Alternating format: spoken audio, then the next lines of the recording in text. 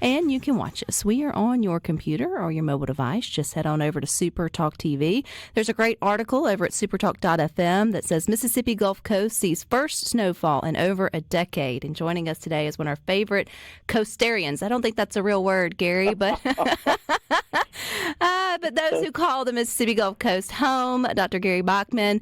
So what's it like waking up? So this is so, reversed. Normally it's North Mississippi or Central Mississippi getting to tell you guys what all the snow is like, but now those on the Gulf Coast are getting to tell us what it's like to have a snow day. So roles reversed here. Oh, listen. Oh, my gosh, Rebecca. I mean, looking at this, I grew up in Michigan and lived in the Upper Peninsula of Michigan for several years. And so I know what snow is. This has been the first real snow we've seen since we've moved to the Gulf Coast. I have had a ball with it. My dog, who's never seen the snow, had a ball earlier today. But I'm kind of like, I've walked out in it once already. I'm kind of over it because I've got that whole snow experience in my background. So when did it start falling for you, Gary? You don't have to tell us like what street you're on, but where on the Gulf Coast do you call home? Okay, I'm in Ocean Springs, and flurry started about 7:00 this morning. I was up at 4. I was at Planet Fitness. Since there was no white stuff on the ground, I figured I'd go to the gym. It was open, got my stuff done, and came home about 7:00, and it's been snowing ever since then. Are folks in your neighborhood out enjoying it, or does it kind of look like a ghost town or a snow town, should I say that, with people nestled inside? A lot of my neighbors have been outside, and it kind of depends on folks that have lived up north versus, if you want, what did you say, coastarians? It's not a real word. It's not a real. Hey, listen, it is for our conversation. But the coastarians are kind of, this is kind of cool. Well, and I would say because most, unless they've traveled and skied, if you call Mississippi Gulf Coast home, it's where you're born and bred, then this may be only the second time, if not the first time, you've ever really seen a good snowfall, especially for a lot of the kids.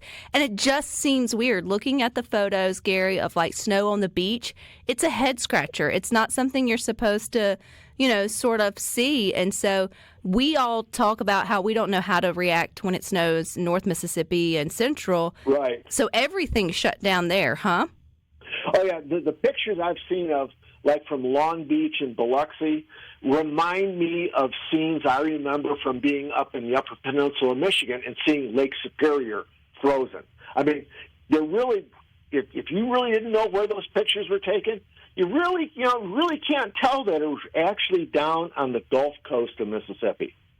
Well, I know that you're a horticulturalist by trade, and so normally when we hear the 4 Ps, it's your pets, your pipes, your plants. I forgot people. Like I think it is the other one. Right. What's the other one? Normally on the Gulf Coast, you don't have to worry about your plants because we don't see too many temperatures that dip below freezing. Right. Were you out running the streets begging people to bring in their plants and such over the last couple of days? I kind of look at it, and I take care of the plants in my yard. My citrus, this is their second time in the garage, this year. And I want to try to lead by example. If people see me bringing plants in and protecting them, that's a cue that you guys really need to do that too. Otherwise, you're going to end up, supporting the nursery industry when it gets warm in the spring again because you're replacing plants. Will there be some that just won't make it that maybe were in ground on the Gulf Coast that normally don't see this kind of freeze? Yeah. There'll be some citrus that's in the ground, some of the younger citrus. There'll be some trees and shrubs, but in all, just to be honest, it's not going to get cold enough long enough to really cause a lot of damage. We're kind of in that 30-degree range right now.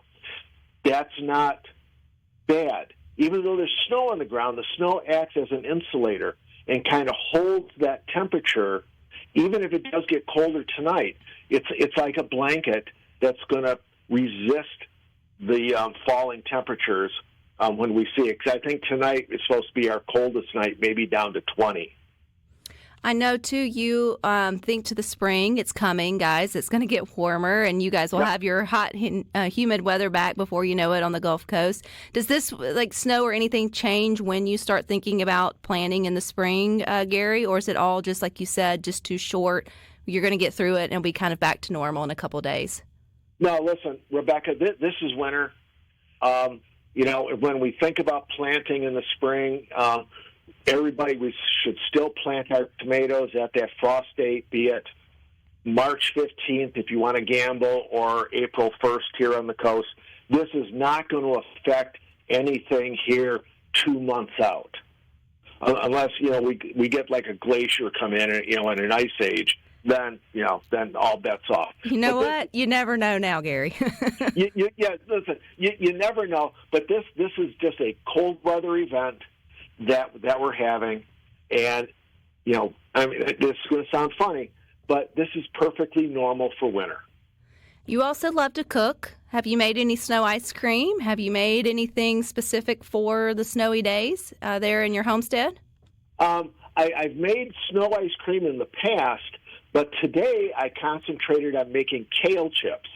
I harvested my dinosaur kale yesterday ahead of this, and so I've been making nice, fresh, nutritious, crispy, and salty. Sorry about the salty, but kale chips to enjoy for the next couple of days.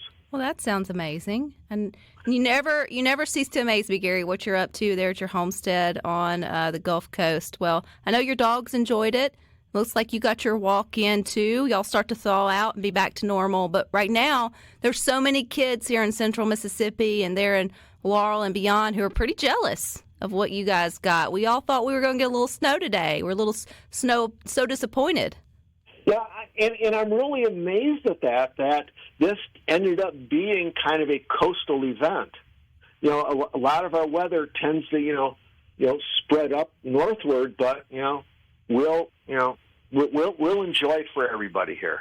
I would have to ask. I wonder, like in the history of the schools there on the Gulf Coast, how many snow days kids have actually gotten. If there was even any like written in the books, like Central Mississippi and North, they kind of add that into their formula every year. Right. A handful of like weather advisory kind of days for tornadoes and snow or ice, more than likely. And I just feel like everybody's scratching their head down there, but slightly enjoying it. It's definitely been a paradox and fun to sort of watch. Right. I don't remember any snow days down here. I'm always amazed at the Mardi Gras days that we have off here because I'm still learning about all that culture. But that's really the only kind of days off the kids really get this time of year. That, in my opinion, I agree with you. I even wore my Southern Miss sweatshirt today because I'm kind of jealous that the snow moved up that far, Gary. And it was, as a student at Southern Miss, I've shared this before, was the first time I ever learned about getting off for Ash Wednesday or Fat Tuesday. And I was like, where has this been all my life? What are you, what are you people sort of doing? And now I'm sure you all feel the same way. Where have these snow days been all my life? We should at least get one a year. Well, I hope you enjoy it. I appreciate your time here on Good Things, and keep posting those pictures. It keeps making us jealous. Oh, I'll do that, and I'm going to be posting how to make kale chips so everybody can do it in the future. And I will share that in our Good Things Facebook group later, Gary. Oh, wonderful. That'd be fantastic, Rebecca. All right, stay warm. Okay, thanks. Good talking to you. There you go.